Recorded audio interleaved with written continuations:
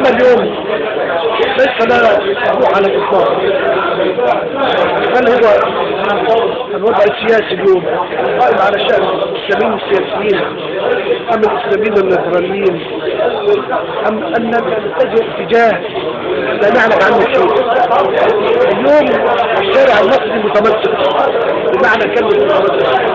الفقير زاد فقر، الفقير زاد فقر، والمظلوم زاد ظلمه، وما زال الوضع كما كان، بل زاد أكثر مما كان عليه الأمس.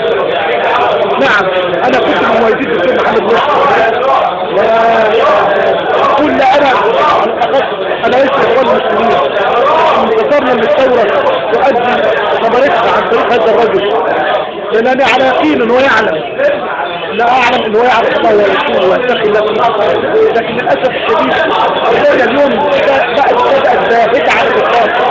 الإخوان المسلمين مستقيمين على ما هم فيه، ليس لهم الشم السياسي، كل هم الإخوان المسلمين الصندوق وما يأتي بالصندوق وحجة الشرعية. هذا الأمر مؤداه في النهاية إلى وضع لا نحمل أقدار، لا نحمل أقدار.